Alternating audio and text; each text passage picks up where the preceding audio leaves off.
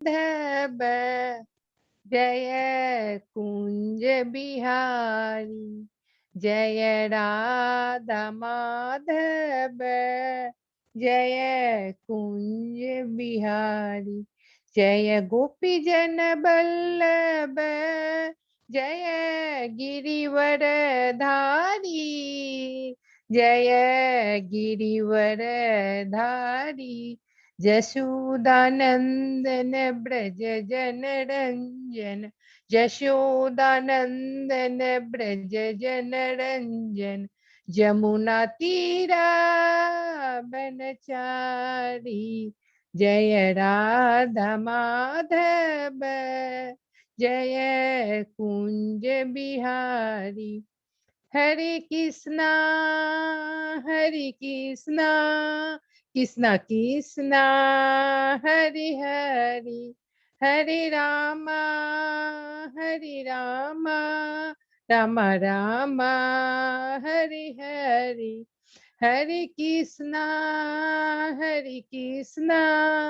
कृष्णा कृष्णा हरे हरे, गोविंद बोलो हरि गोपाल बोलो, गोविंद बोलो हरि गोपाल बोलो, राधा रमन हरि गोविंद बोलो, जय राधा माधव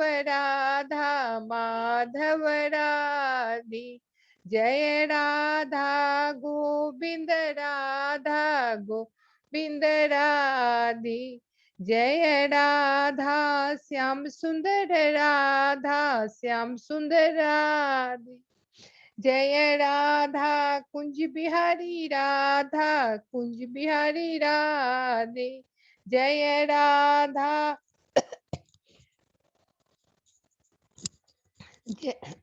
जय राधा बाके बिहारी राधे, जय राधा दामोदर राधे, जय राधा, जय जगन्नाथ बलदेव जय सुभद्रा, जय पंचवतत जय पंचवतत,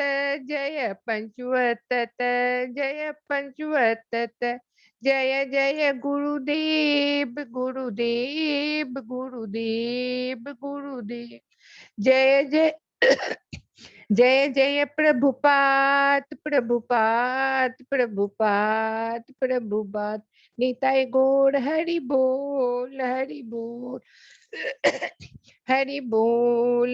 बोल, हरे कृष्णा कृष्णा कृष्णा हरे हरे, हरे रामा राम राम हरे हरे, हरि नाम संकीर्तन की जय, जय जय प्रभुपाद की जय। हरि बोल हरि बोल। बहुत बहुत धन्यवाद मंजू माता जी को, बहुत सुंदर कीर्तन किया।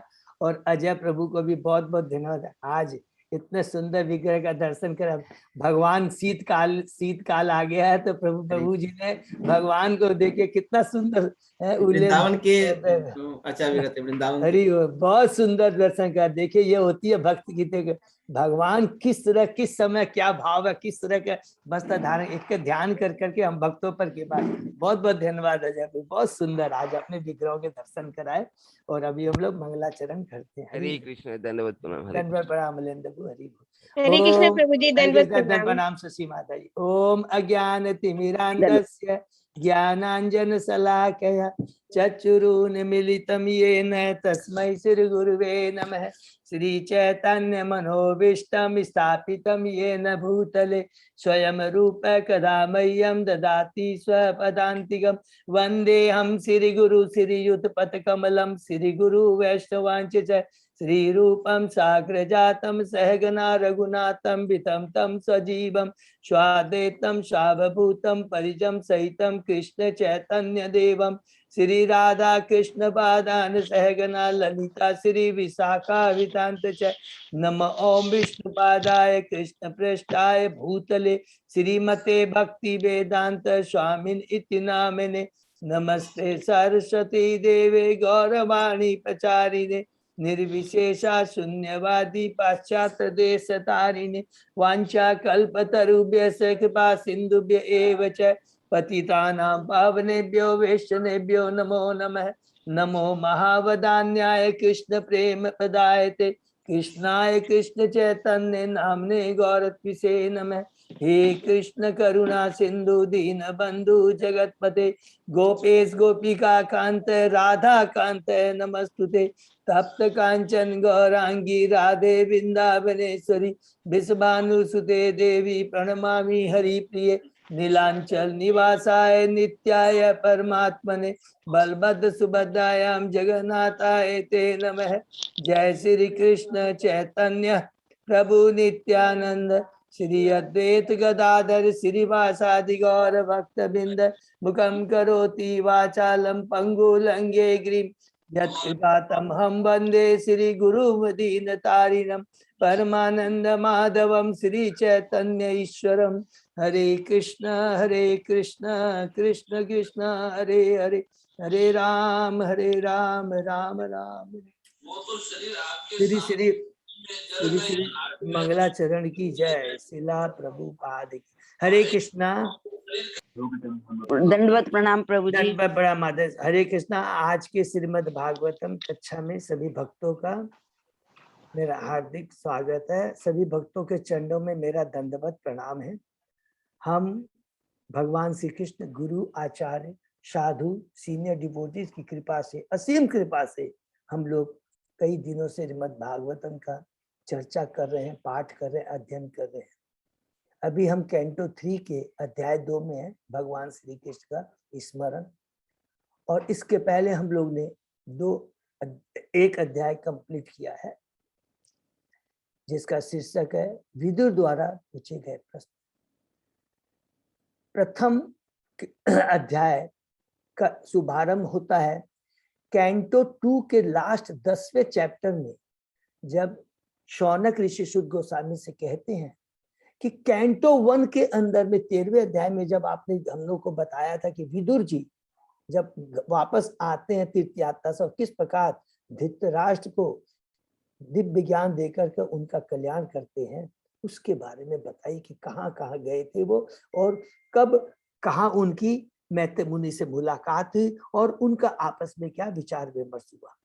उसी को ध्यान में रख करके सुत गोस्वामी जी बोलते हैं कि यही प्रश्न परीक्षित महाराज ने सुखदेव गोस्वामी जी से कहा था और सुखदेव गोस्वामी जी ने परीक्षित महाराज को क्या उत्तर दिया। तो वही जो चर्चा है जिसका जो मैंने सुना था वही मैं अब आप लोग को बता रहा हूँ।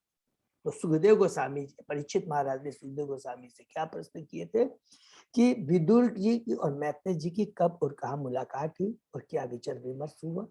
उसमें प्रभुपाद जी ने बहुत इंपॉर्टेंट बात कहती है कि जब भी शुद्ध भक्त, जब वक्ता और श्रोता भगवान के शुद्ध भक्त होते हैं, उस समय जो चर्चा होती है वो दिव्य होती है, अत्यंत सार्थक होती है, कृष्ण से संबंधित होती है और उच्च स्तर की होती है। उसमें पूरा कर्म योग होता है। कर्म कांड में सकाम कर्म का कहीं नमो निशान नहीं होता है। सुखदेव गोस्वामी जी परीक्षित महाराज के प्रश्न के उत्तर में कहते हैं, जो 2 प्रश्न याद रखेंगे, क्या कब और कहाँ मित्र मुनि से मुलाकात हुई और उनके बारे में आपस में क्या विचार विमर्श हुआ। सुखदेव गोस्वामी जी परीक्षित महाराज को उत्तर देते हैं कि धृतराष्ट्र अपने पिताहीन पांडव के प्रति कितना अत्याचार कर रहा था। लाक्षागृह में उनको मारने का प्रयत्न किया, द्रौपदी को अपमानित किया गया, छल पूर्वक उनको जुए में हराया गया, वनवास भेजा गया। वनवास से वापस आने के बाद पांडवों ने अपना जो रिजनेबल अपना लीगल जो उन्होंने राज्य मांगा, लेकिन धृतराष्ट्र दुर्योधन ने उसको मना कर दिया। स्वयं भगवान श्री कृष्ण जाते हैं शांति संदेश लेकर के, लेकिन मूर्ख अभक्त आध्यात्मिक दृष्टि से अंधे धृतराष्ट्र दुर्योधन दुशासन जितने थे सब लोगों ने भगवान श्री कृष्ण के भी वचनों पर ध्यान नहीं दिया। जबकि वहां भीष्म भी थे, वो बहुत उनका दर्शन कर करके बहुत प्रफुल्लित हो। इतना ही नहीं, विदुर को स्वयं धृतराष्ट्र ने बुलाया। वो सोचा था क्या कि मेरे फेवर में विदुर जी बोलेंगे। देखिए कितनी सकाम जो इच्छा होती है, कितनी प्रबल होती है। ओह, विदुर को मैं बुला रहा हूँ तो विदुर मेरे फेवर में बोलेंगे। लेकिन विदुर तो भगवान के शुद्ध भक्त हैं, वो स्वयं यमराज हैं। मांडक मुनि के अपराध के चलते वो एक लीला करने के लिए इस भौतिक जगत में आए हैं। हम याद रखेंगे विदुर जी भगवान स्वयं यमराज। तो वो सोचे थे मेरे फेवर में बोलेंगे। विदुर जी तो भगवान के शुद्ध भक्त है। उन्होंने कहा कि तुम जिसको यहाँ पर घर में जिसका पालन कर रहे हो वह अपराध युक्त, साक्षात अपराध युक्त पर्सन। आप कुपूत को घर में आश्रय दे रहे हो। और उन दोनों के कारण क्या था? क्योंकि उनको भी संग किसका मिला था? शकुनी और कर्ण जैसे अभक्तों का। तो यहाँ पर कितना अभक्त का संग कितना खतरनाक होता, कैसे हमारी चेतना को कलुषित कर सकता है, ये बहुत इंपॉर्टेंट है और सदैव हमको याद रखना चाहिए बात। उसकी भी बात नहीं मानते हैं। तुम सारे शुभ गुणों से विहीन हो गए हो, तुमको तुरंत उसको परित्याग कर देना चाहिए। हमको चाणक्य प्रभुपाद जी ने बताया, ये जो पुत्र भक्त वत्सल नहीं होता है वह अंधे माने अंधे नेत्रों के समान है, उसे निकाल कर फेंक देना चाहिए। तुमको उसी तरह निकाल कर फेंक देना चाहिए। दुर्योधन आता है, अपमानित करता है विदुर जी को, तुम रखेल के पुत्र हो, जिसके रोटी पर पलते हो उसी का गुण, उसकी ही तुम भर्त्सना करे, उसी के अगेंस्ट में सारी बातें करो। विदुर जी तुरंत वहां से निकल जाते हैं, कुछ नहीं बोलते। क्योंकि जहां पर अभक्त होते हैं, जिनकी बुद्धि माया पित्त ज्ञाना होती है, जिनको मालूम है कि टोटली अनाथ है, अर्थात जो भगवान को नहीं समझते अभक्त है, वो अनाथ कहलाते हैं। जिन पर भगवान को साधारण मनुष्य समझते हैं, भगवान के प्रति श्रद्धा नहीं, वो तो चलेगा, भगवान की श्रद्धा नहीं है। ये जो भगवान से ईर्ष्या करते हैं, सोचिए, एक तो होता है भगवान को ठीक है, एक भगवान के प्रति ईर्ष्या करते हैं। कितना जघन्य अपराध था वो दुर्योधन कर रहा था। और तुरंत वहां से निकल जाते, तर्क नहीं करते। और यही बुद्धिमानी है, और यही सब हम लोगों के लिए एक संदेश भी है। जो अज्ञानी है उन पर कृपा करनी चाहिए, लेकिन ज्ञान होते हुए, बुद्धि से बहुत ज्ञान है, भौतिक ज्ञान बहुत है, लेकिन जिनकी मति नष्ट हो गई है, जो भगवान से ईर्ष्या करते हैं, उनसे हमें दूर रहना चाहिए। तुरंत निकल जाते हैं और ये सोचकर कि भगवान की मेरी पर असीम कृपा है और मैं कलुषित हो गया हूँ, मेरी चेतना कलुषित हो गई है। धृतराष्ट्र, दुर्योधन, जरासंध, शकुनी, कर्ण जैसे लोगों का संग करके मेरी चेतना कलुषित हो गई है। मेरी अपने चेतना को पवित्र करनी, मुझे तुरंत इस स्थान के लिए निकल जाना चाहिए। और वहां से निकल जाते हैं, जबकि भगवान श्री कृष्ण वहां पर विराजमान है, लेकिन उनको मालूम है कि कृष्ण भी यही चाहते हैं। हर भक्त समझ जाता है, भक्ति करते करते उसकी श्रद्धा इतनी मजबूत हो जाती है कि मेरा गुरु क्या चाहता है। उत्तम कोटि का भक्त कौन होता है? बिना गुरु के बोले वो समझ जाता है कि गुरु क्या चाहते हैं, भगवान मुझसे क्या चाहते हैं। क्योंकि उसकी इच्छा और भगवान की इच्छा में कोई अंतर नहीं होता है। इसलिए उच्च कोटि भक्त ये सोच कर तुरंत निकल जाते हैं, अलग अलग स्थानों पर जाते हैं, दर्शन करके आते हैं। सरस्वती नदी पर 11 तीर्थ स्थानों का दर्शन करके अंत में यमुना के तट पे आते हैं और भगवान के चचेरे भाई बृहस्पति के शिष्य भगवान के शुद्ध भक्त उद्धव से उनकी मुलाकात होती है, उनका आलिंगन करते हैं और उनसे अलग अलग हमने जो डिस्कस किया था डिटेल में, सर्वप्रथम कृष्ण बलराम के बारे में, वसुदेव के बारे में, अलग अलग सारे जितने भी वृंदावन के, मथुरा के, द्वारका के जितने भी भक्त है, वहां के वासियों के बारे में डिस्कस करके फिर बाद में पूरा डिस्कशन करते करते करते करते करते वो जब भगवान श्री कृष्ण के बारे में पूछते हैं, तो जैसे उद्धव जी तो भगवान के बारे में और भगवान के भक्तों के बारे में सुनते हैं, उनको कृष्ण का स्मरण हो आता है और हम लोग दूसरे अध्याय में प्रवेश करते हैं। शीर्षक ही है भगवान श्री कृष्ण का स्मरण। कुछ समय तक उद्धव जी कुछ नहीं बोल पाते, शांत रहते हैं और विदुर जी भी चूंकि भगवान के शुद्ध भक्त हैं, उद्धव जी की चेतना को समझ जाते हैं, उनके भाव को समझ जाते हैं और तुरंत कुछ नहीं बोलते।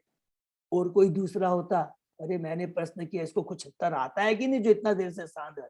एक मुहूर्त तक 48 मिनट तक उद्धव जी कुछ नहीं बोले। विदुर जी भी बहुत खुश हो जाते हैं क्योंकि उनको मालूम है कि विदुर जी भगवान के शुद्ध भक्त हैं। थोड़ी देर बाद जब उद्धव जी अपने मानवीय स्तर पे आते हैं, अर्थात वो एकदम पूरे भगवान में खो जाते हैं, गोलोक धाम तक पहुंच जाते हैं, फिर वो धीरे धीरे मानवीय स्तर पे आते हैं। तो वो कहते हैं, हे विदुर, तुम हमारे कुशलता का पूछ रहे हो? कहाँ कुशलता हो सकती जहाँ कृष्ण नहीं है? सूर्य रूपी कृष्ण का अस्त हो गया है, अब वो इस धरा पे नहीं है। और सबसे बड़े दुख की बात है, दुर्भाग्य की बात है कि यदुकुल जो उनके साथ रहते, जो उनके साथ रहते थे, वो भी इतने अभागे हैं जो भगवान श्री कृष्ण को भगवान के रूप में नहीं पहचान पाए। सुंदर एग्जाम्पल हमको दिया प्रभुपाद ने, सॉरी श्लोक के अंदर भी है कि जिस प्रकार चंद्रमा और मछली होती है, मछली सोचती है कि मैं भी समुद्र से निकली हूँ, चंद्रमा से, हम दोनों समान है। कुछ जो यदुगण थे वो तो केवल परमात्मा के रूप में भगवान को समझ पाए। कहते हैं भगवान ने श्री कृष्ण सबों के समान अपना नित्य स्वरूप प्रकट किया था, लेकिन जो भक्त थे, बुद्धिमान थे, वो उनको समझ पाए। किंतु कुछ लोग जिनको पर्याप्त पुण्य के अभाव था, वो भगवान की द्वारका, वृंदावन, मथुरा की लीलाओं के प्रति आकृष्ट नहीं हो पाए। उन्होंने सह शरीर यहाँ पर आए थे, दिव्य स्वरूप लेकर, दिव्य शरीर लेकर आए थे, और दिव्य शरीर को लेकर के ही इस धरा से वो चले गए। फिर कल हम लोगों ने पढ़ा, भगवान जब अपनी अंतरंगा योग माया के द्वारा मर्त्य लोक में प्रकट हुए, अपने नित्य रूप में, आध्यात्मिक रूप में वो आए थे। जो लीलाएं उन्होंने की वे आश्चर्यजनक थी सबों के लिए, इंक्लूडिंग बैकुंठपति। ये बहुत इंपॉर्टेंट कल हम लोगों ने पढ़ा, जो बैकुंठ में जो नारायण है वो भी भगवान श्री कृष्ण की दिव्य लीलाओं मृत्युलोक में जो आ करते हैं, आश्चर्यचकित हो रहे हैं। वो बैकुंठ लोक में बैठे हुए हैं और देख रहे हैं कृष्ण द्वारका में, वृंदावन में, मथुरा में ऐसी ऐसी लीलाएं कर रहे हैं, तो मुझे उनका दर्शन करना चाहिए।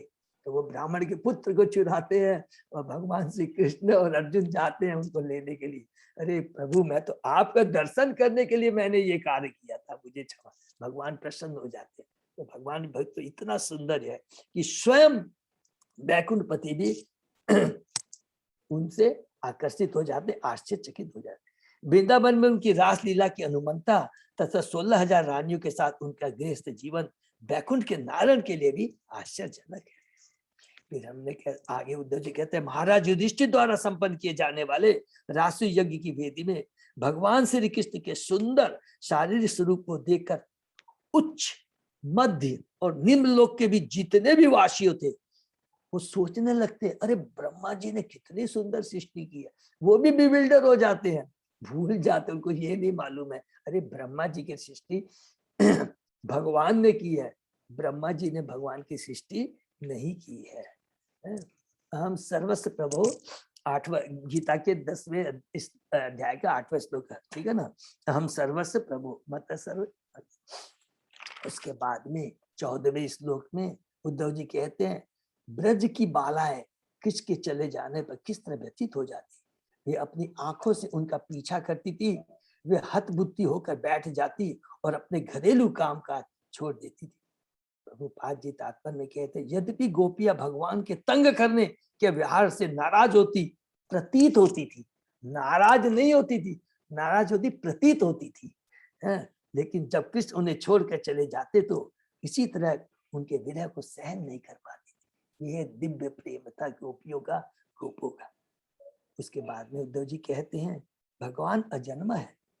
जब उनके शांत भक्तों तथा भौतिक गुणों वाले अर्थात इतर, बहुत सुंदर वर्ड था इतर, इतर माने अभक्त, अभक्त में कौन कौन हमने पढ़ा, कर्मी, ज्ञानी, योगी व्यक्तियों के बीच संघर्ष होता है, तो वे महत्व के साथ माने पुरुषावतार, कर्णोदक्षाय विष्णु, गर्भोदक्षाय विष्णु, छिद्र, हमने पूरा पढ़ा था ना, प्रधान महत्व की कैसे करके प्रकट होते, सारे अपने स्वांश को लेकर के स्वयं भगवान प्रकट होते हैं। तात्पर्य प्रभुपाद जी कहते हैं, भगवान के भक्तों को कोई भी भौतिक संपत्ति अर्थात भी लोक की लालसा नहीं रहती है। ये बहुत इंपॉर्टेंट हमने पढ़ा था, इसलिए हम लोग याद कर रहे हैं दोबारा। भगवान का जो शुद्ध भक्त होता है वो केवल भगवान की सेवा चाहता है। वो नरक में है, भौतिक जगत के स्वर्ग में है, नरक में है या आध्यात्मिक जगत में, उसको कोई चिंता से मतलब। लेकिन जो कर्मी होते हैं, ज्ञानी होते हैं, जैसे कर्मी में हमने क्या पढ़ा, हिरण्यकशिपु है, दक्ष है। दक्ष भी किस प्रकार से भगवान शिव का, जो भगवान के शुद्ध भक्त, उनका किस प्रकार उसने अपमान किया था, हम आगे पढ़ेंगे दक्ष की लीला। दक्ष है, हिरण्यकशिपु है, और सब तो बात जोड़ी। हिरण्यकशिपु तो क्या था, कर्मी भी था और ज्ञानी भी था, बहुत बड़ा ज्ञानी था, याद रखेंगे। क्योंकि जब उनका हिरण्याक्ष बड़ा अवतार में भगवान ने हिरण्याक्ष का जब वध किया था, उस समय हिरण्यकशिपु उनके परिवार के भक्तों सदस्यों को शांत करने के लिए कितना दिव्य ज्ञान देता, हम लोग चकित हो जाएंगे। वो ये सब कहता है शरीर नश्वर है, आत्मा शाश्वत है, ये सब ज्ञान हिरण्यकशिपु देता है। तो बहुत बड़ा ज्ञानी था वो, कर्मी था, ज्ञानी था। और दुर्वासा मुनि कितने बड़े योगी थे, लेकिन सब में भी क्या है, अपने स्वार्थ रहता है। तो भगवान का शुद्ध भक्त को इस भौतिक जगत आज कहीं भी रखे, उससे कोई लेना देना नहीं है। ये बहुत इंपॉर्टेंट। और भगवान जब कहते, हमने पढ़ा कि भक्त और अभक्त, भक्त होता है शांत और अभक्त होता है हमेशा विचलित रहता है, कर्मी ज्ञान। जब उन लोगों में संघर्ष होता है, उससे भगवान यहाँ पर आकर लीला करते हैं। और लीला किस लिए करते हैं ये याद रखेंगे, जो शांत भक्त है उसका दर्शन करने के लिए आते हैं। ये नहीं कि अभक्तों को, भगवान तो गोलोक धाम में बैठ के केवल अपनी भौवों को एक बार उठा देंगे, नजर उठा देंगे तो सारा ब्रह्मांड भस्म हो जाता है, हो सकता है। लेकिन नहीं, अरे चलो ठीक है, कोई बात नहीं है, यहाँ से नहीं मारूंगा, पहले जाकर हमारे प्रहलाद का दर्शन करूंगा, उसको प्रेम करूंगा। ये भाव होता है भगवान का। तो भगवान की सोच और भगवान बहुत दिव्य होती है, उनकी लीलाएं दिव्य होती है। फिर आगे उद्धव जी कहते हैं, किस तरह वे अजन्मा होते हुए वसुदेव के बंती गृह में उत्पन्न हुए, किस तरह अपने पिता के संरक्षण में ब्रज चले गए और शत्रु भय से प्रचन्न रहे। हरि बोल। किस तरह असीम शक्तिशाली होते हुए भी, देखिए क्या लिखा था, स्वयं असीम शक्तिशाली होते हुए मथुरा से भाग गए, जरासंध से, काले यौवन से डर से भाग गए। ये सारी मोहित करने वाले लाए मुझे बहुत पीड़ा पहुंचाती। हरि बोल। तो देखिए, असुरों की तो बात छोड़िए, भक्तों की बात छोड़िए, उद्धव जैसा भक्त भी क्या होता, मोहित हो जाता है। ऐसी है भगवान की दिव्य लीला है।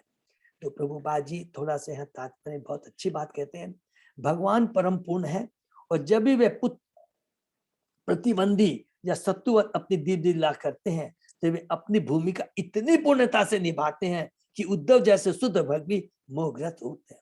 उद्धव जी को पता है कि कृष्ण तो नित्य विद्यमान रहते हैं, वे सदा के लिए कभी न तो मर सकते हैं न विलुप्त हो सकते हैं, फिर भी कृष्ण के चले जाने का वो शोक कर रहे हैं।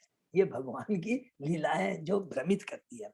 जब पिता अपने नन्हे बेटे के साथ खेलता है और जमीन पर लेट जाता है, मानो कि अपने पुत्र द्वारा हरा दिया गया हो, तो वह केवल अपने बेटे को आनंद प्रदान करने के लिए होता है।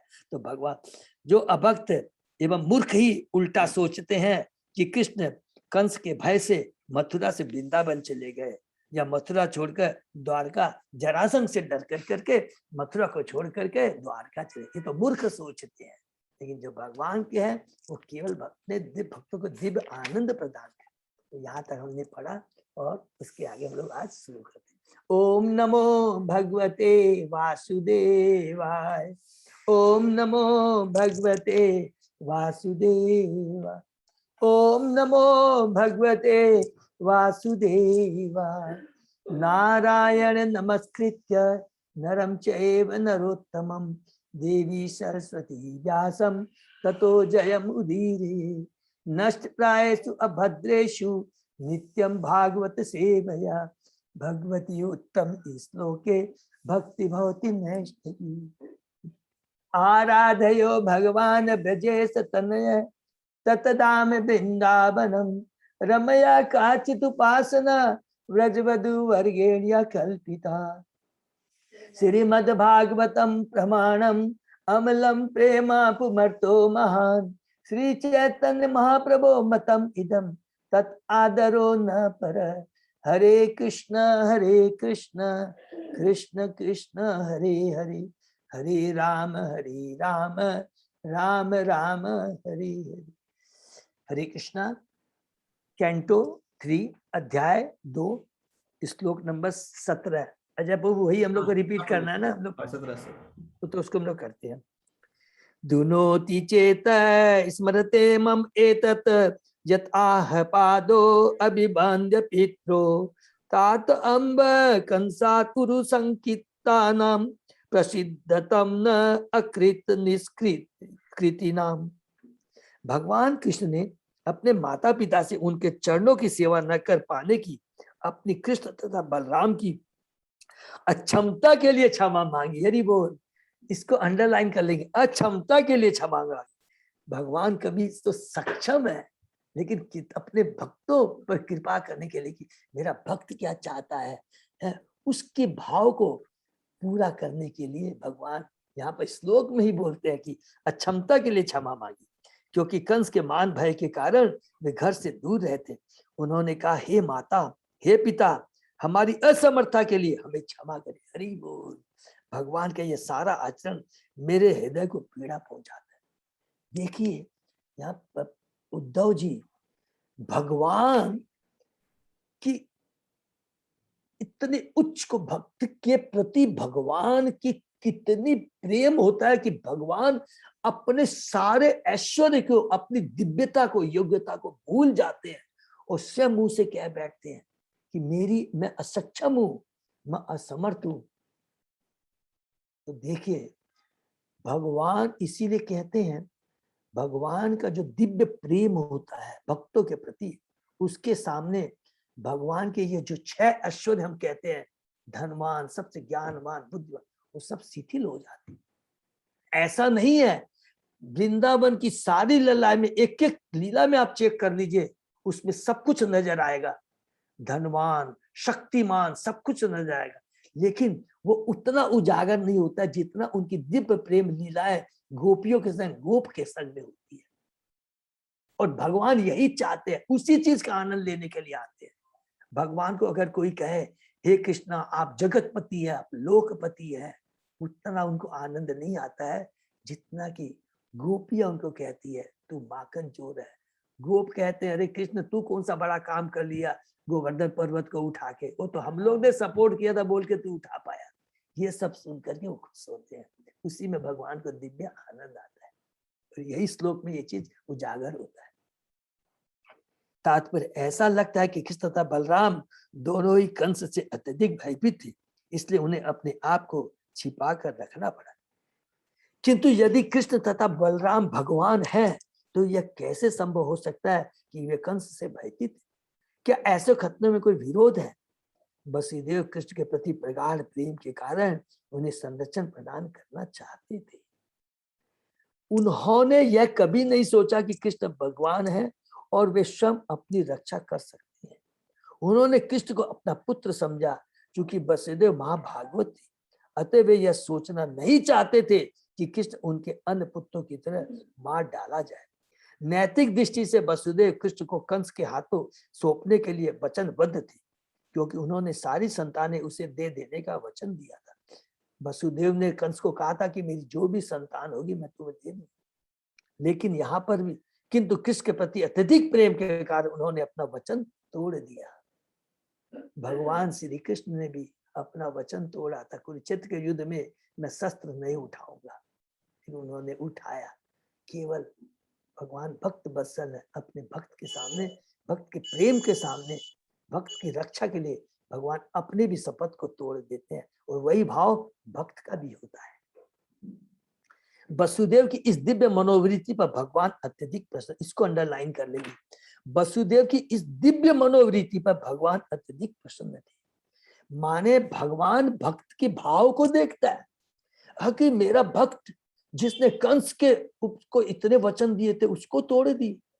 अरे मेरा भक्त ऐसा सोचता है कि मेरे बिना मेरे कृष्ण की रक्षा नहीं होगी। यशोदा माँ सोचती है, अरे मैं इसको ध्यान नहीं रखूंगी, ये तो खाना भी नहीं खाएगा, इसमें कोई भी इसमें कैपेबिलिटी नहीं, योग्यता नहीं है कि अपना ख्याल रखे। ये भाव को देख करके कृष्ण रो देते हैं और उस प्रेम के सामने कृष्ण सरेंडर हो जाते हैं।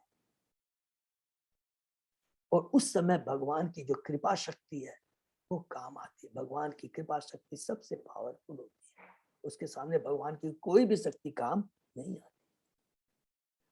वे वसुदेव के अगाध स्नेह को विचलित नहीं करना चाहते थे, अतः उन्होंने अपने पिता द्वारा नंद तथा यशोदा के घर ले जाया जाना स्वीकार कर लिया। उन्होंने यही नहीं सोचा कि नहीं अभी मैं कंस को सफाया कर दूं।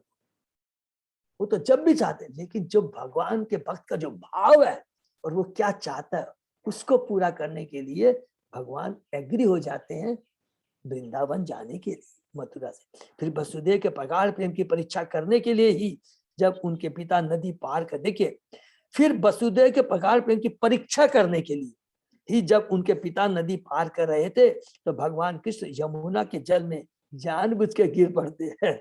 तब वसुदेव अपने पुत्र को उत्फनी नदी के बीच में फिर से पा लेने के लिए प्रयास में बावले हो गए। तो कितना मेरे भक्त का मेरे प्रति चिंता है। पल पल में भगवान परीक्षा भी लेते हैं और हमेशा भक्त सक्सेस होता है। ये भी याद रखिएगा कि भगवान भक्त की परीक्षा लेते हैं, सोचते हैं मैं इसको हरा दूंगा, लेकिन हमेशा भक्त जीतता है और भगवान हारते हैं। ये भी नोट करें। ये बहुत बड़ी चीज है। और किस बावले हो जाते हैं वसुदेव, अरे मेरा कृष्ण नदी में गिर गया, तुरंत उठा। ये सब भगवान की महिमा में लीला है और ऐसे प्रदर्शन में कोई विरोधाभास नहीं है। विरोधाभास की अरे नहीं किस नहीं पर, ये जो अभक्त होते हैं, मूर्ख होते हैं, अज्ञानी होते हैं, वही ऐसा सोचते हैं अरे कृष्ण भगवान तो छोड़ के भाग गया, जैसे कंस का डर था इसलिए भाग गया। ये सब मूर्ख है। रणछोड़ है भगवान तो, अरे रणछोड़ तो उनकी लीला है, उसी में तो आनंद है। क्योंकि कृष्ण भगवान है अतः वे कंस से कभी भी भयभीत नहीं थे, किंतु अपने पिता को प्रसन्न करने के लिए उन्होंने ऐसा करना स्वीकार किया। हरि बोल। उनके परम चरित्र का सबसे तेजस्वी अंश यह था कि उन्होंने अपने माता पिता से इसलिए क्षमा मांगी कि कंस के भय के डर से अनुपस्थित रहने के कारण वे उनके चरणों की सेवा नहीं कर पाए, मैं अपने भक्त की सेवा नहीं कर पाया। भगवान तो लालायित रहते हैं कि मैं भक्त की सेवा कैसे करूं। रासु यज्ञ में सोचिए भगवान कौन सी सेवा लेते हैं, जो आते हैं उनके चरण इस पर पांव धोने के प्रक्षालन की सेवा लेते हैं। सोचिए भगवान अपने भक्त के लिए कुछ भी कर, सारथी बनते हैं, नंद बाबा की खड़ाऊ को अपने माथे पे लेके चलते हैं, जिसको पूरा ब्रह्मांड जिनके ऊपर टीका हुआ है। बताइए, ये भगवान जिनके चरण की पूजा ब्रह्म तथा शिव जैसे देवताओं द्वारा की जाती है, वसुदेव की चरणों की पूजा करना चाहते थे। भगवान द्वारा विश्व को दिया गया ऐसा उपदेश अत्यंत उपयुक्त है। इसको अंडरलाइन कर लेंगे। भगवान द्वारा विश्व को दिया गया ऐसा संदेश उपयुक्त है। भगवान क्या संदेश देते हैं कि मैं वही रहता हूं जहां मेरा भक्त का प्रेम रहता, और कहीं नहीं। मैं अजय हूं, लेकिन मेरे भक्त के सामने मैं पराजित हो जाता हूं और मैं उसे जीत भी नहीं सकता। ये भी जानते हैं। चाहे कोई भगवान ही क्यों ना हो, उसे अपने माता पिता की सेवा करनी चाहिए। हरि बोल। ये भी बहुत पावरफुल बात प्रभुपाद जी कह दी है। देखिए हम भक्तों के लिए, बद्ध जीवों के लिए, कि चाहे कोई भगवान ही क्यों ना हो, कितना बड़ा भक्त क्यों ना हो, उसे अपने माता पिता की सेवा करनी चाहिए। सोचिए जब भगवान कहते हैं उन्हें अपने माता पिता की सेवा करनी चाहिए, तो तुरंत इसके अंदर एक दिव्य ज्ञान है। जब एक जन्म में जो माता पिता बनते हैं उनकी हमको सेवा करने के लिए भगवान कहते हैं, प्रभुपाद जी कहते हैं, तो जो हमारे शाश्वत माता पिता है तो क्या उनकी सेवा नहीं करनी चाहिए, उनकी भक्ति नहीं करनी चाहिए? ये बहुत इंपॉर्टेंट मैसेज है। कृष्ण तो शाश्वत माता पिता है। पुत्र अनेक प्रकार से अपने माता पिता का ऋणी होता है और पुत्र का यह कर्तव्य है कि चाहे वह कितना ही बड़ा क्यों ना हो, अपने माता पिता की सेवा करे। अप्रत्यक्ष रूप से उन नास्तिकों को जो ईश्वर के परम पितृत्व को स्वीकार नहीं करते शिक्षा देने चाहते थे, और वे इस कार्य से यह सीखते हैं कि परम पिता का कितना अधिक सम्मान किया जाना चाहिए। अभक्त जो शाश्वत तुम्हारे माता पिता परम पिता है, उनका हमें सम्मान करना चाहिए। जब हम अपने जो एक जन जिन्होंने हमें इस भौतिक जगत में लाया, उनका तो सम्मान कितना जरूरी है, उनका करना चाहिए। और जो तुम्हारे शाश्वत पिता, जब इनका सम्मान करने के लिए कह रहे हैं, तो क्या शाश्वत जो माता पिता है, परम पिता है, उनका सम्मान नहीं करना चाहिए? उद्धव भगवान के ऐसे यशस्वी आचरण पर आश्चर्यचकित थे और वे अत्यंत दुखी थे कि उनके साथ क्यों नहीं कुछ कर सके। देखिए यहाँ पे भी उद्धव जी क्या है, भगवान की लीलाओं के सामने मोहित हो जा रहे हैं। उनको सब कुछ मालूम है भगवान कौन है, लेकिन भगवान की लीलाएं इतनी अपरंपार है कि उसमें सब लोग विमोहित हो जाते हैं। और एक बहुत बड़ा दिव्य ज्ञान है, हर भगवान की लीला के पीछे, भक्त की लीला के पीछे, भगवान और भक्त के बीच जो आचरण होता है, हम बद्ध जीवों के लिए एक दिव्य ज्ञान स्थापित करते हैं। ये हमेशा याद रखें। नेक्स्ट, को वा अमुष्य अंग्रीरेणुम विसमर्तुम इशित पुमान विजिघ्रन ये विस्फुरत भ्रू विटपेन भूमे भारम कृत अंतेन तिरस्चकार। भला ऐसा कौन होगा जो उनके चरण कमलों की धूल को एक बार भी सूंघ कर उसे भुला सकता है। कृष्ण ने अपनी भौं की पत्तियों को विस्तीर्ण करके उन लोगों पर मृत्यु जैसा प्रहार किया है जो पृथ्वी पर भार बने हुए। हरि बोल। उनके चरण कमलों की धूल को एक बार भी सूंघ कर, उनके चरण कमलों की तुलसीदल लगे। कौन थे? चतुष्कुमार, जो कि शुरू में क्या थे? वो ज्ञानी थे, लेकिन बाद में भगवान के चरण कमलों पर अर्पित तुलसी को सूंघ कर वो भक्त हो गए। भगवान कृष्ण को मनुष्य नहीं माना जा सकता, भले उन्होंने आज्ञाकारी पुत्र की भूमिका क्यों न निभाई। उनके कार्य इतने असामान्य थे कि केवल अपनी भौं को उठाकर उन लोगों पर मृत्यु पार कर सके जो पृथ्वी पर बाहर बने हुए थे। तो भगवान केवल गोलोक धाम में रहकर एक बार अपनी भौं को खोलते हैं तो पूरा सब कुछ ब्रह्मांड तक नष्ट हो सकता है। लेकिन लीला करने के लिए वो अपने को असहाय करते हैं, कहते हैं कि हे माता पिता, मैं कंस के डर से मुझे भागना पड़ा मथुरा छोड़ के वृंदावन। हरि बोल। दृष्टा भवद्दिव ननुराज सूये चेदस्य कृष्णं दृशते अपि सिद्धि याम योगिन संस्पृहयन्ति सम्यक योगेन को तत् विरहम सहेत। आप स्वयं देख चुके हैं कि चेदी के राजा शिशुपाल ने किस तरह योगाभ्यास में सफलता प्राप्त की, यद्यपि वह भगवान कृष्ण से ईर्ष्या करता था। वास्तविक योगी भी अपने विविध अभ्यासों द्वारा ऐसी सफलता की सुरुचि पूर्वक कामना करते हैं। भला उनके विछोह को कौन सह सकता है? आप स्वयं देख चुके हैं। इसका मतलब क्या हुआ? यहाँ पर उद्धव जी विदुर को बोलते हैं कि रासु यज्ञ में किस प्रकार शिशुपाल ने भगवान को अपमानित किया था, किस प्रकार भगवान ने शिशुपाल का कल्याण किया था, उस समय आप भी वहां विराजमान थे। उस समय दुर्योधन भी वहां विराजमान था, भीष्म भी विराजमान थे। याद रखिए, तो यही चीज बता रहे उद्धव जी। भगवान कृष्ण के अहेतु की कृपा का प्राकट्य महाराज युधिष्ठिर की महान सभा में हुआ। वे अपने शत्रु चेदी के राजा माने कंस शिशुपाल पर भी कृपालु थे, जो सदैव भगवान का ईर्ष्यालु प्रतिबंधी बनने का प्रयास करता रहा। चूंकि भगवान का प्रामाणिक प्रतिबंधी बनना संभव नहीं है, अतः चेदी का राजा भगवान कृष्ण का अत्यधिक द्रोही था। इस बात में वह अन्य असुरों तथा कंस तथा जरासंध की ही तरह था। शिशुपाल ने महाराज युधिष्ठिर द्वारा संपन्न होने वाले रासु यज्ञ की खुली सभा में भगवान कृष्ण का अपमान किया और अंत में वह भगवान द्वारा मार डाला गया। किंतु उस सभा के हर व्यक्ति ने देखा कि चेदी के राजा के शरीर से प्रकाश की एक किरण निकली जो भगवान कृष्ण के शरीर में लीन हो गई। इसका अर्थ यह हुआ चेदी राज को सायुज्य मुक्ति प्राप्त हुई। हमने पढ़ा ना 5 तरह की मुक्ति होती है, सामुप्य, सालोक्य, साष्टी, शालोक और सायुज्य। जिसकी तीव्र इच्छा ज्ञानियों तथा योगियों को रहती है।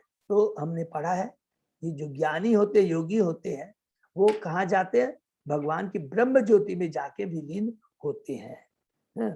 और उसके लिए वे अनेक प्रकार के दिव्य कार्य संपन्न करते हैं। और उन लोगों को कितने कार्य करने पड़ते हैं, लेकिन यहाँ पर शिशुपाल है, भगवान के हाथों मारा जाता है और उसको वही सायुज्य मुक्ति मिल गई जो ज्ञानियों को और योगियों को मिलती है। यह तथ्य है कि जो लोग मानसिक चिंतन या योग शक्तियों के निजी प्रयास द्वारा परम ब्रह्म को समझने का प्रयास कर रहे हैं, उन्हें वही लक्ष्य प्राप्त होता है जो उन लोगों को प्राप्त हो जिनका वध स्वयं भगवान द्वारा किया जाता है। इसको अंडरलाइन कर लेंगे। भगवान के हाथों जिसका वध होता है उसको भी वही डेस्टिनेशन मिलता है जो बड़े बड़े योगियों ज्ञानियों को चिंतन के द्वारा योग शक्तियों के द्वारा मिलता है, जिसमें कितना उनको प्रयास करना पड़ता है। दोनों ही को भगवान के दिव्य शरीर के ब्रह्म ज्योति की किरणों में तादात्म्य होने की मुक्ति प्राप्त होती है। भगवान अपने शत्रु पर भी कृपालु थे। हरि बोल। और चेदीराज की सफलता उन सबों द्वारा देखी गई जो सभा में उपस्थित थे। विदुर भी वहां उपस्थित थे। हरि बोल। इसलिए उद्धव ने इस घटना का स्मरण कराया। हरि बोल। हरे कृष्ण प्रभु। हाँ प्रभु। शिशुपाल को तो इधर सायुज्य मुक्ति हुआ, तो हाँ बाद में वो प्रभु। जय विजय कैसे बना? क्या चाहिए प्रभु?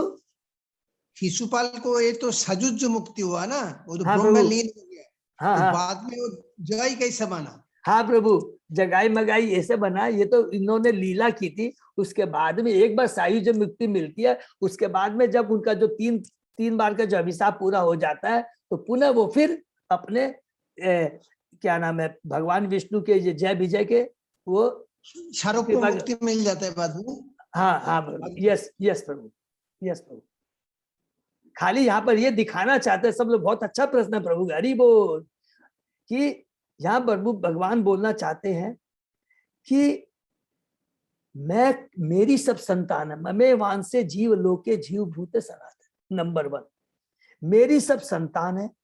माँ पिता कभी भी अपने बच्चे का बुरा नहीं चाहते। भगवान जब भी किसी को दंड देते हैं उसकी दंडता को, उसकी उद्दंडता को नष्ट करने के लिए, न कि उसको पर्सनली आघात पहुंचाने के लिए। हमेशा याद है, माँ अपने जो दुष्ट बच्चे को, उद्दंड बच्चे को इसलिए नहीं कि मैं इसको मार दूं, नहीं, उसकी उद्दंडता को नष्ट करने के दंड देती है और हमेशा उसकी कृपा चाहती है, अभी उसका नुकसान कभी नहीं चाहती। तो ये सारी लीलाएं सायुज्य। और यहाँ पर ये बताना चाहते हैं कि वो संक्षेप में जो भी भगवान के द्वारा मारा जाता है या जिसने भगवान का दर्शन कर लिया है, जिसने एक बार भगवान के हाथ, भगवान ने जिसको टच कर दिया है, वो याद रखेंगे उसकी मुक्ति होती है। उसका कभी कोई भी आप चीज देख लीजिएगा, पुतना को देख लीजिएगा, कंस को देख लीजिए, शिशुपाल को देख लीजिए, सबका कल्याण हुआ, सबको मुक्ति मिली। हाँ, अब फर्क हम आगे पढ़ेंगे। किसको सायुज्य मुक्ति मिलती है या ब्रह्म ज्योति में जाती है? तीनों अध्यात्म लोक है। ब्रह्म ज्योति भी अध्यात्म जगत में है। किसको बैकुंठ लोक मिलता है वो भी अध्यात्म जगत, और किसको गोलोक धाम मिलता है वो भी अध्यात्म जगत। वो होता है कैसा भगवान के प्रति भाव होता है। इसका मतलब क्या हुआ कि जो ज्ञानी योगी होती है भगवान को पसंद नहीं है आनंद, उनको भी ब्रह्म ज्योति में डालते। जो भगवान को ऐश्वर्य भाव से देखते हैं, हे कृष्ण आप यू आर माई लॉर्ड, मैं तुम्हारा दास हूं, उतना भी भगवान को उसमें आनंद नहीं आता है। बोलते ठीक है तू मेरी सेवा कर रहा है, तो उसको बैकुंठ लोक में भेज देते। लेकिन जो बोलता है हे कृष्ण मेरे बिना तू नहीं रह सकता, मैं जब तक तेरा ख्याल नहीं रखूंगी तेरा और कौन ख्याल रखता है, जो वात्सल्य भाव होता है, जो माधुर्य भाव होता है, जो सखा दिव्य भाव होता है, उसको भगवान गोलोक धाम में भेजते। तो जैसा भाव होता है उस हिसाब से भगवान की कृपा होती। ये बहुत भगवान बहुत ही कृपालु है और भगवान का जो भी निर्णय होता है बहुत ही सटीक होता है, इसमें कोई भी किंतु परंतु नहीं होता है। ठीक है ना प्रभु? आगे बढ़े कृष्णनाथ, कार्तिक नाथ कृष्णदास प्रभु। हाँ प्रभु, हाँ प्रभु। हरि बोल। तथा एव च अन्य नरलोक वीरा ये आवरे कृष्ण मुख अरविंदम नेत्रे पिबन्ते नयन अभिरामम पार्थो अस्तपूत पदम आपु अश्य। हरि बोल। निश्चय कुरुक्षेत्र युद्ध स्थल के अन्य योद्धागण अर्जुन के बाणों के प्रहार से शुद्ध बन गए और आंखों को अच्छा लगने वाले कृष्ण के कमल मुख को देखकर उन्होंने भगवत धाम प्राप्त किया। हरि बोल। इतना पावरफुल। देखिए, योद्धा अर्जुन के वाहनों के प्रहार से शुद्ध बन गए और आंखों को अच्छा लगने वाले कृष्ण के कमल मुख को देखकर उन्होंने भगवत धाम प्राप्त किया। अर्जुन के जो वाण है वो जिस प्रकार एक भगवान का शुद्ध भक्त है, उनके प्रवचन से हम बद्ध जीवों की सारी कलुषिता मिटी जाती है, उसी प्रकार जो भगवान का शुद्ध भक्त होता है, उनका वो जो तीर रूपी जो ज्ञान होता है, जिसके लगता है उसमें जितनी भी कलुषिता है वो नष्ट हो जाती है और वो पवित्र हो जाता है और फिर वो भगवान के धाम जाने के उपयुक्त हो जाता है। तो भगवान और भगवान के भक्त जो भी करते हैं वो हम बद्ध-जीवों के कल्याण के लिए होता है। तो अर्जुन का जो तीर था वो सामान्य तीर नहीं था, वो कृष्ण के आदेश से चलाया हुआ तीर था, क्योंकि बद्ध जीवों के शरीर में लग करके उनमें जितनी कलुषिता था, सारा काम क्रोध लोभ नष्ट हो गए, वो प्योर हो गए और वो भगवान के धाम जाने के लायक। इसलिए याद रखेंगे, जब भी भगवान का भक्त टच भी करता है, कुछ भी करता है, उनके पास खाली बैठने से ही हमारी कलुषिता नष्ट हो जाती है। नारद मुनि ने जो वेदांतवादी उनके घर में आए थे, केवल को उनका एसोसिएशन करने से उनकी चेतना में परिवर्तन आ गया। ये बहुत, इसलिए association of devotee is very very powerful है। और वो कभी भी हमको कुछ कटु शब्द भी बोलते हैं तो याद रख लेगा कि वो हमारे कल्याण के लिए होते हैं। तात्पर्य, भगवान श्री कृष्ण इस जगत में दो उद्देश्यों से प्रकट होते हैं, सद्भावानों का उद्धार करने और दुष्टों का संहार करने। किंतु परम होने से भगवान के ये दो प्रकार के कार्य भले ही ऊपर से भिन्न लगे, किंतु अंततः एक ही होते हैं। इसको अंडरलाइन कर लीजिए, बहुत इंपॉर्टेंट बात कहते हैं। ऊपर से तो दिखता है कि भक्तों का उद्धार कर रहे हैं और दुष्टों का संहार कर रहे हैं, लेकिन नहीं, दोनों का ही कल्याण करने के लिए आते हैं। अंत में माँ का अपने जो बच्चा उसका आज्ञाकारी है, जो आज्ञाकारी नहीं है, माँ दोनों के अल्टीमेट क्या चाहती है? दोनों का कल्याण चाहती है, कोई भेदभाव नहीं चाहती। वही भाव भगवान का होता है जब इस धरा पे आते हैं। बाहरी दृष्टि से लगता है कि अरे ये भक्त को बहुत प्यार कर रहे हैं और अभक्त को दंड दे, नहीं, अल्टीमेट भगवान की जो भाव होता है उसको मुझे समझना बहुत जरूरी है। शिशुपाल जैसे व्यक्ति का उनके द्वारा संहार किया जाना उतना ही शुभ है जितना कि श्रद्धावान की रक्षा के लिए किया जाना वाला कार्य। उन सारे योद्धाओं ने जिन्होंने अर्जुन के विरुद्ध युद्ध किया था, किंतु युद्ध भूमि में भगवान के कमलवत मुख का दर्शन किया था, उसी तरह भगवत धाम प्राप्त किया जिस तरह भगवान के भक्त प्राप्त करते हैं। हरि बोल। देखिए, जिन्होंने भगवान का दर्शन किया और अर्जुन के द्वारा लगे तीर जो शुद्ध भक्त थे, जिनकी सारी कलुषिताएं मिट गई, भगवान का दर्शन और सारे जिनके जो कलुषिता नष्ट हो जाना, तो डेफिनेटली ही become eligible to go to Krishna's abode. भगवान के धाम जाने के लिए वो योग्य बन जाता है। भगवान भी उसमें कुछ नहीं कर सकते, स्वतः वो योग्य बन जाता है। उन सारे योद्धाओं ने जिन्होंने अर्जुन के विरुद्ध युद्ध किया था, किंतु युद्ध भूमि में भगवान के मुख का दर्शन किया था, उसी तरह भगवान किया जिस तरह भगवान के भक्त प्राप्त। हरि बोल। दृष्टा की आंखों को अच्छा लगने वाले ये सब अत्यंत महत्वपूर्ण है। जब युद्ध भूमि के दूसरे पक्ष के योद्धाओं ने भगवान कृष्ण को मोर्चे पर देखा तो उन्होंने उनके सौंदर्य को सराहा और ईश्वर के प्रति उनकी सुप्त भावना जागृत होती। हरि बोल। इसको भी अंडरलाइन कि जो कि दुर्योधन के पक्ष में लड़ रहे थे, लेकिन जैसे उन्होंने भगवान के सौंदर्य रूप को देखा, स्वतः ही उनके मन में आ गया, अरे कृष्ण इतने सुंदर हैं, इतने सुंदरवान है। तुरंत उनकी चेतना में परिवर्तन आ गया और उनमें भगवान की सुप्त जो सोई हुई जो भावना जागृत हो गई, क्योंकि हर जीव भगवान का नित्य दास है। लेकिन अभक्तों के संग में तीनों गुणों के प्रभाव में आकर वो सुप्त जो चेतना होती है, जो भगवान के प्रति कि मैं जीव स्वरूप कृष्ण नित्य दास, सुप्त रहती है, लेकिन जैसे ही भगवान के भक्त का दर्शन होता है, उनके नाम गुण लीलाओं का श्रवण कीर्तन होता है, वो सुप्त चेतना जागृत हो जाती है। तभी हम कहते हैं ना, हरि नाम करने से क्या होता है, हमारी सोई सुप्त चेतना जागृत हो जाती है। उसी प्रकार जो दुर्योधन के पक्ष में युद्ध कर रहे थे, जैसे भगवान के मुखार बिंद को देखते हैं, तुरंत ही उनमें सुप्त चेतना जागृत हो जाती है और भगवान के रूप का वो प्रशंसा करना शुरू कर देते हैं, दर्शन करते खुश हो जाते हैं। और जैसे ही भगवान का धाम मुख का दर्शन होता है, सारी कलुषता नष्ट हो जाती है, तो भगवान के धाम जाने के योग्य बन जाते हैं। शिशुपाल ने भी भगवान को देखा, किंतु उसने उन्हें अपने शत्रु रूप में देखा, जिससे उसका प्रेम जागृत नहीं हुआ। लेकिन चूंकि वो तो भगवान का उसको दर्शन उसने हो गया, वो कम था क्या? इसलिए कहते हैं ना, एक श्लोक में, मेरे को श्लोक याद नहीं आ रहा है, भागवतम में ये श्लोक है कि चाहे भगवान को आप ईर्ष्या के भाव से, शत्रुता के भाव से, प्रेम के भाव जैसे भी देते, उसको कल्याण ही होता। लेकिन जो हमने डिस्कस किया, उसको अलग अलग लोकों में भगवान स्थापित करते हैं। इसलिए शिशुपाल ने भगवान के शरीर की निर्विशेष ज्योति ब्रह्म ज्योति में लीन होकर भगवान के तादात्म्य प्राप्त किया। अन्य लोगों को जो तटस्थ थे, जो न तो मित्र थे न शत्रु, किंतु भगवान के मुख के सौंदर्य को सराहने के कारण जब किंचित भगवान के प्रेम में थे, परंतु तुरंत बैकुंठ लोग भेज दिए गए कि भगवान इतने महान है, अरे वो बैकुंठ लोक में चले गए। भगवान का निजी धाम गोलोक धाम वृंदावन कहलाता है, और वे धाम जहाँ उनके श्वास निवास करते हैं बैकुंठ लोक कहलाते हैं, जहाँ भगवान नारायण रूप में विद्यमान रहते हैं। ठीक है, बैकुंठ लोक। हर जीव में भगवत प्रेम सुप्त है, और भगवान की भक्ति की समूची विधि इस सुप्त नित्य भगवत प्रेम को जागृत करने के लिए होती है। हरि बोल, इसको अंडरलाइन करते हैं।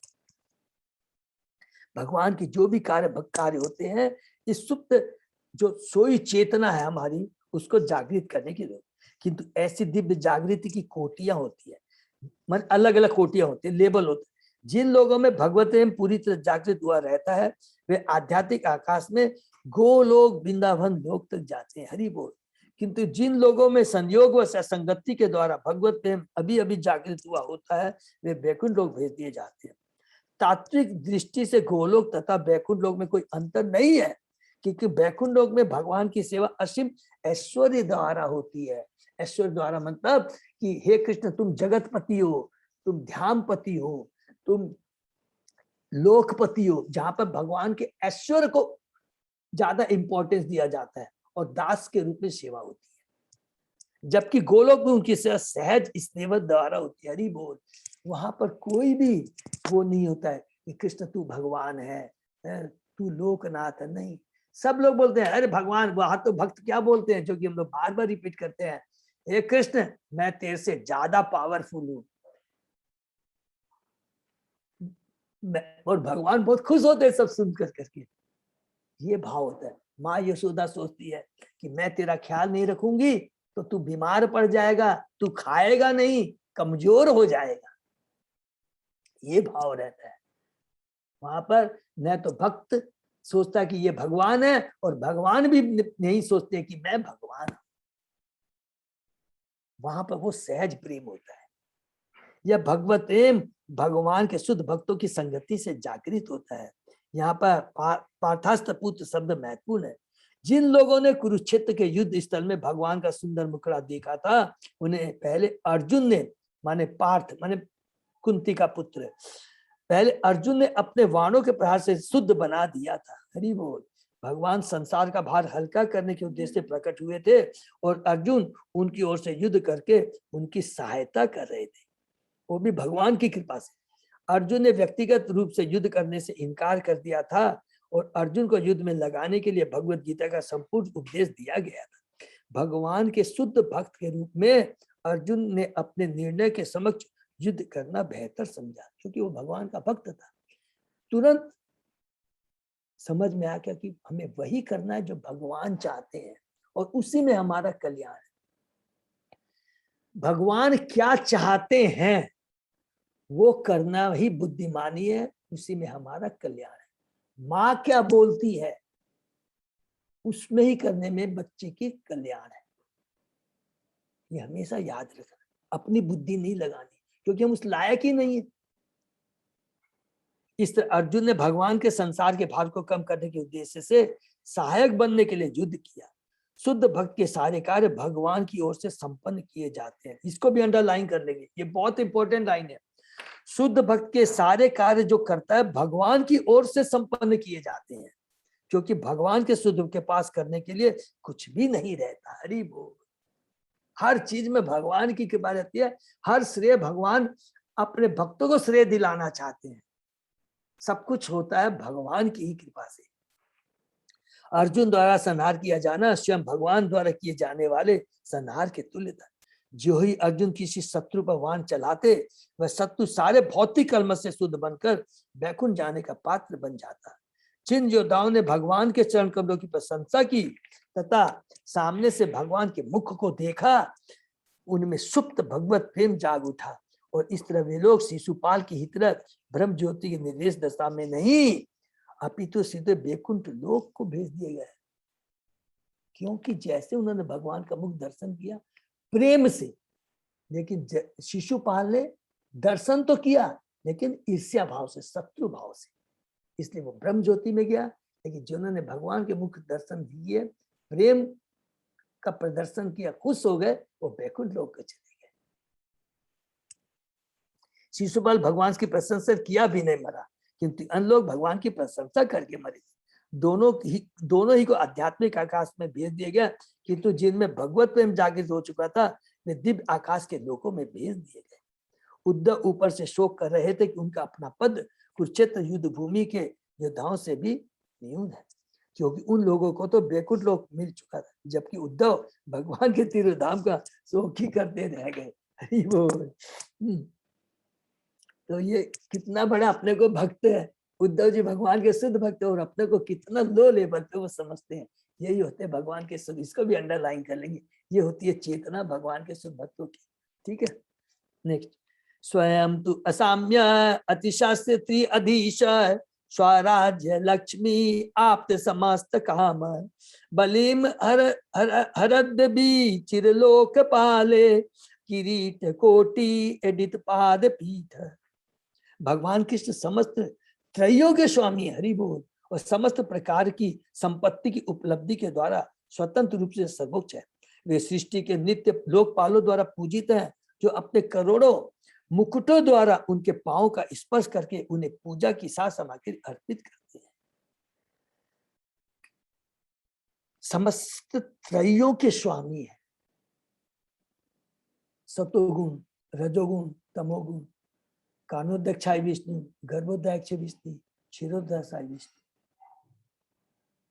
आदि देवी, आदि भौतिक, आदि अध्यात्म, ये जितने भी तीन है सबके स्वामी है भगवान श्री कृष्ण। सबके भगवान गुणावतार ब्रह्मा विष्णु महेश, ये तीन अर्थात समस्त त्रयों के वो स्वामी। हरि बोल कृष्ण। भगवान श्री कृष्ण अत्यंत उदार तथा कृपालु है, जैसा कि ऊपर के श्लोकों में बतलाया गया। फिर भी वे समस्त त्रयों के स्वामी। वे तीन लोकों के उच्च लोक, मध्य लोक, निम्न लोक, प्रकृति के तीन गुण सत्वगुण, रजोगुण, तमोगुण, तीन पुरुषा करुणोदय गर्भोदय विष्णु के स्वामी है। गुणावतार तीन है ना, ब्रह्मा विष्णु है, आदि देवी, आदि बोधि, आदि सबके वो स्वामी है। ब्रह्मांड अनंत है और इनमें से प्रत्येक ब्रह्मांड में ब्रह्मा विष्णु तथा रुद्र के विभिन्न स्वरूप है। इनके अतिरिक्त शेष मूर्ति भी है जो समस्त ब्रह्मांडों को अपने फलों पर धारण करते हैं। वो हम लोगों ने पढ़ा है ना, सबको याद रहेगा। कृष्ण बलराम से करके एकदम लास्ट एक्सपांस तक जब हम आते हैं, शेष जो पूरा जो बलराम है वो पूरा शेष नाग, पूरा ये असंख्य ब्रह्मांड है, उसी के ऊपर टिका हुआ है। भगवान कृष्ण इन सबों के स्वामी है। मनु के अवतार रूप में वे असंख्य ब्रह्मांडों में समस्त मनुओं के आदि स्रोत है। प्रत्येक ब्रह्मांड में 5,04,000 मनु होते हैं। वे तीन प्रधान शक्तियों चित्त शक्ति, माया शक्ति तथा सृष्टि के स्वामी। हरि बोल। ये भी आ गया किसके अंदर में, त्रयों में, अंतरंगा शक्ति, बहिरंगा शक्ति और तटस्था शक्ति, उसके भी स्वामी है। चित्त शक्ति, माया शक्ति, संधिनी शक्ति, संवित शक्ति, अलादीन शक्ति, सब त्रि के स्वामी भगवान श्री कृष्ण ही है। और वे षड ऐश्वर्य, धन, बल, यश, सौंदर्य, ज्ञान तथा वैराग्य के पूर्ण स्वामी। ऐसे अन्य कोई नहीं जो भोग की किसी बात में उनसे बढ़कर हो और उनसे बड़ा हो, तो कोई है ही नहीं, कोई उनके तुल्य या उनसे बढ़कर नहीं। माने भोग माने संत सबसे ज्यादा धनवान है, सबसे ज्यादा बलवान है, यशवान है, सौंदर्य, ज्ञान और वैराग्य, ठीक है। इसको भी कपल है, धन बल एक हो गया, यश सौंदर्य एक हो गया, ज्ञान तथा वैराग्य एक हो गया, वो भी 3 कपल के वो हैं, माने त्रयों के स्वामी। हरि बोल। कुछ भी कर लिए तो सबके स्वामी कृष्ण ही। हर व्यक्ति का चाहे वह जो भी हो तथा जहां भी हो, यह कर्तव्य की पूरी तरह उनकी शरण ग्रहण करे। इसको अंडरलाइन कर देते हैं। हर व्यक्ति का चाहे वो जहां भी हो तथा वो जो भी हो, माने जो भी हो का मतलब तुम्हारी कोई भी भौतिक पोजीशन हो, बड़ा धनवान है, ज्ञानवान है, गुणवान है, बुद्धिमान है, और जहां भी हो, स्वर्ग लोक में हो, नरक लोक में हो, किसी भी अवस्था में हो, कहां भी हो, यह कर्तव्य की पूरी तरह उनकी शरण ग्रहण करे। अतएव यह आश्चर्य नहीं है कि सारे लोकपाल उनके शरणागत बनकर उन्हें पूजा की सारी वस्तुएं अर्पित करते हैं। हरि को। तो यहीं पर हम लोग विराम देते हैं। देखिए कितना यहाँ पर उद्धव जी पूरा जो सारा तत्व ज्ञान है, यहाँ पर हमको प्रभुपाद जी उद्धव जी के जो विदुर को समझा रहे, सब कुछ हमको मिल जाता है। एक ही चीज हमको रहा है कि हम भगवान के अंश हैं, भगवान में कोई भेदभाव नहीं, जो कुछ भी है इस भौतिक जगत में, आध्यात्मिक जगत में, वो सब कृष्ण का है और सब कृष्ण के ऊपर आधारित है। इसलिए अगर हम अपना कल्याण चाहते हैं तो हमें पूर्ण रूप से बिना किसी डाउट के हमें उसे एक्सेप्ट कर लेना चाहिए। इसीलिए जो भक्त होता है वो कुछ नहीं बोलता, क्या कृष्ण और भगवान का भक्त कहते हैं उसको एक्सेप्ट करते हैं। और जो अभक्त होता है, मैं ये बोला, मैं ये बोला, वो अपना चिंतन करते रहता है, दार्शनिक चिंतन, अपनी बुद्धि लगाते रहे, वो अपना बोलते हैं। लेकिन भगवान का जो भक्त होता है, कृष्ण क्या बोलते हैं उसको सुनता है। हरे कृष्णा। ठीक है ना, ये बहुत इम्पोर्टेंट, बहुत अच्छा आज हम लोगों ने ये जो प्रभुपाद जी बहुत ही सुंदर, तात्पर्य बहुत ही सुंदर बताया। तो हरे कृष्णा, तुम लोग यही विराम देते हैं और फिर आगे कृष्ण प्रभु जी दंडवत प्रणाम। हरे कृष्ण प्रभु जी, धन्यवाद प्रणाम। प्रभु जी हरे कृष्ण आपने प्रभु जी, यहाँ पर बोला दंडवत ना, प्रणाम। हरे कृष्ण। हाँ रीना माता जी बोलिए। प्रभु जी आपने बोला ना कि जो भगवान कहते हैं हमें वही कार्य करना चाहिए। Yes, लेकिन माता जी। हम लोग कैसे समझे, जैसे हम लोग कोई भी कार्य करने जा रहे हैं तो हम कैसे समझे कि भगवान काम हमसे कराना चाहते हैं कि नहीं? क्या एक थोड़ा सा बीच में थोड़ा कोई हाँ वो किचन एक का सेट एक सेट माता जी। हाँ बोलिए माता जी।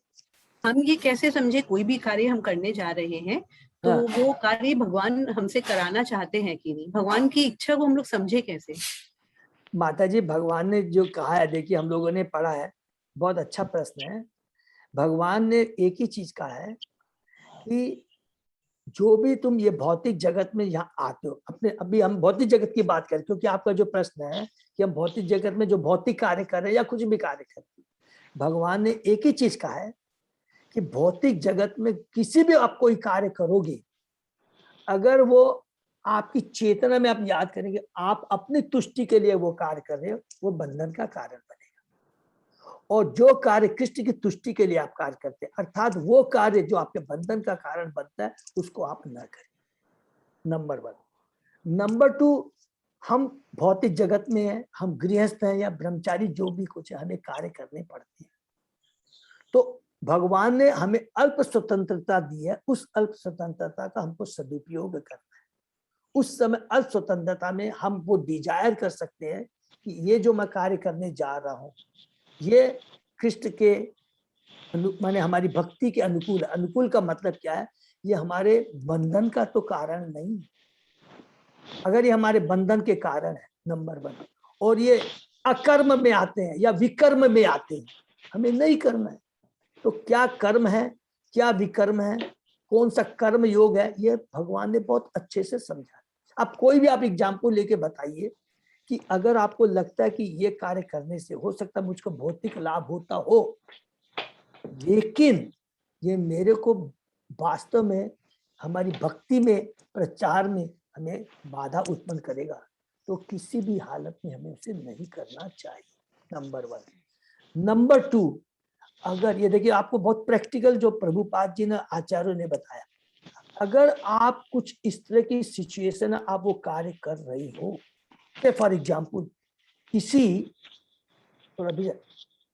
किसी ऐसी अवस्था है कि सपोज किसी क्रिमिनल के यहाँ काम कर रहे हैं, देखिए इतनी बड़ी बात है, सब लोग ध्यान से सुनिए, तो क्या करना चाहिए हमको कर, तो अगर वहां से बहुत डिफिकल्ट, अगर पॉसिबल हो तो वहां नहीं जाना चाहिए, लेकिन ऐसी सिचुएशन नहीं मन को चला, तो उनसे जो कुछ भी मिलता है, जो भी प्राप्त करते हैं, उसको भगवान की सेवा में लगा देना चाहिए, खुद के लिए भी रखना तो भगवान की सेवा।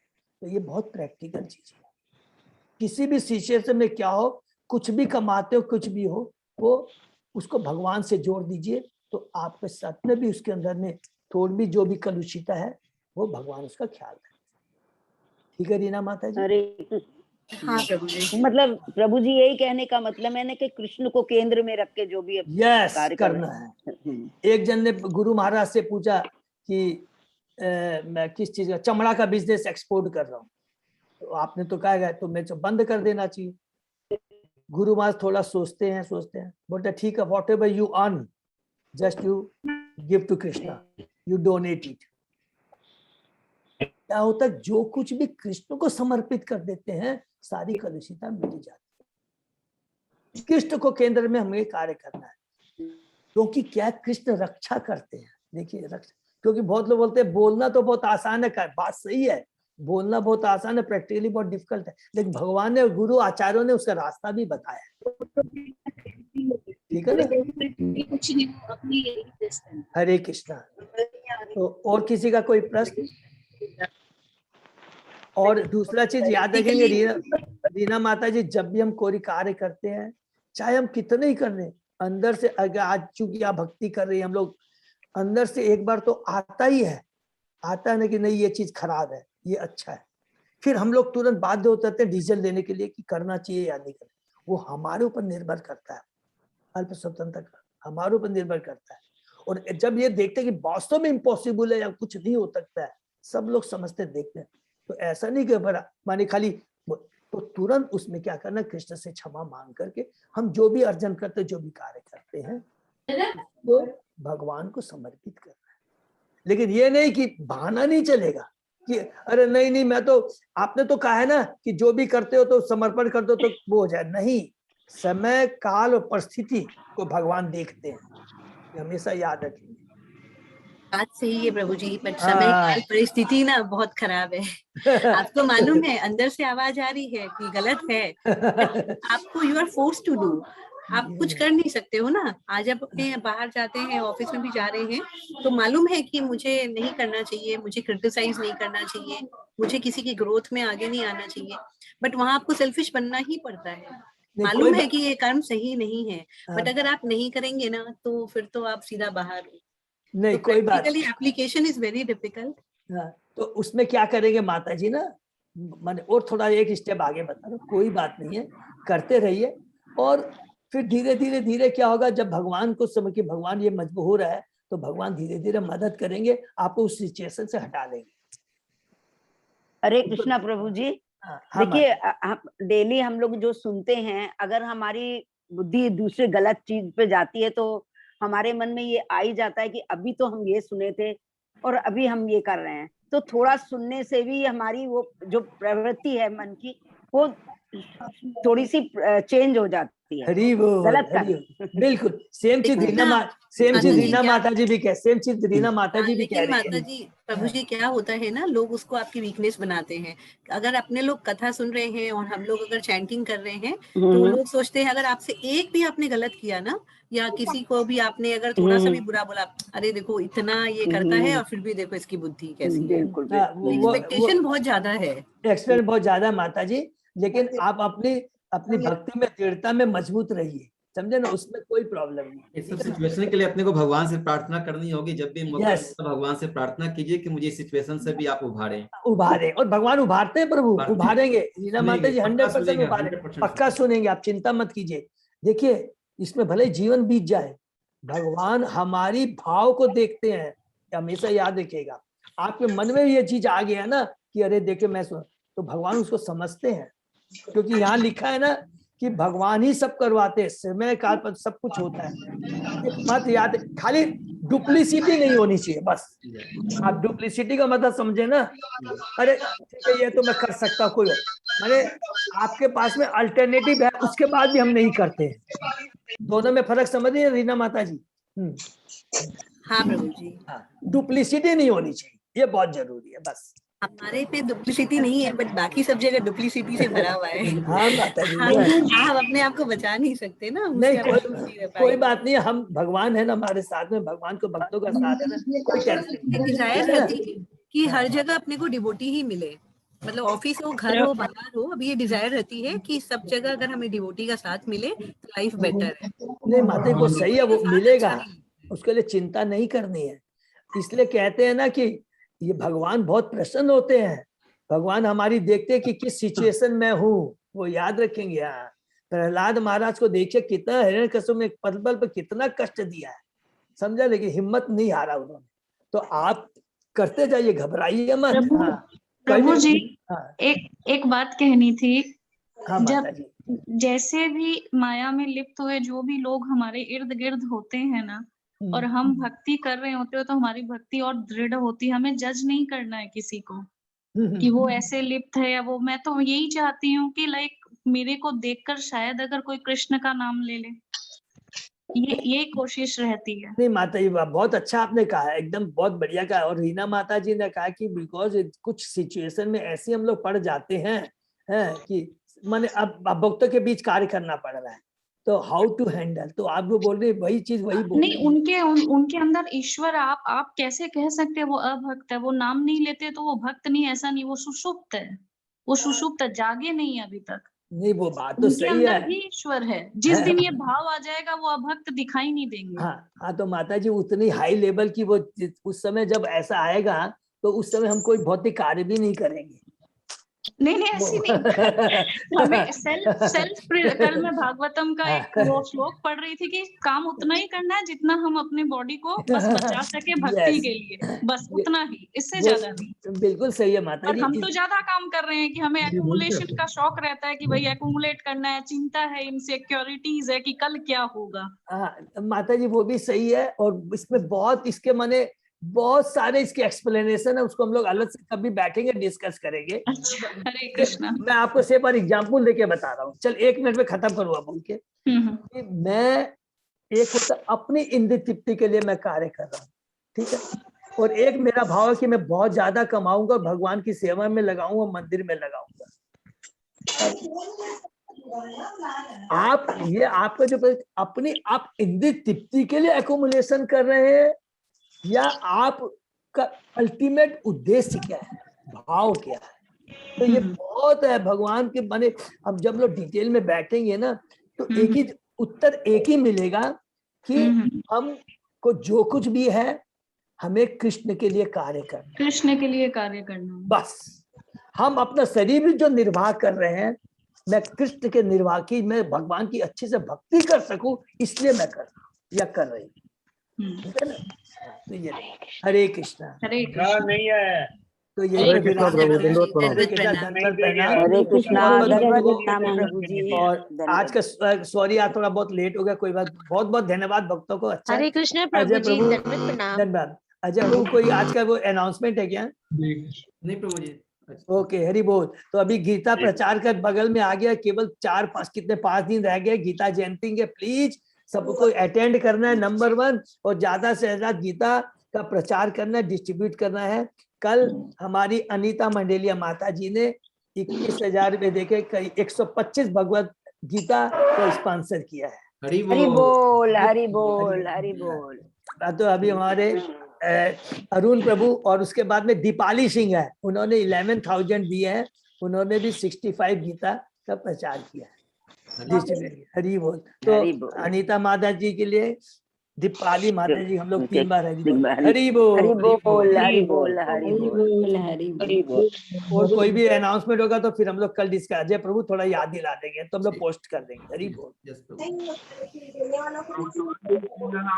है, बहुत बहुत धन्यवाद। तो आज का सेशन ये विराम करते हैं। हरे कृष्ण कल प्रभु। सोमवार, कल सुबह मिलते हैं 7 बजे।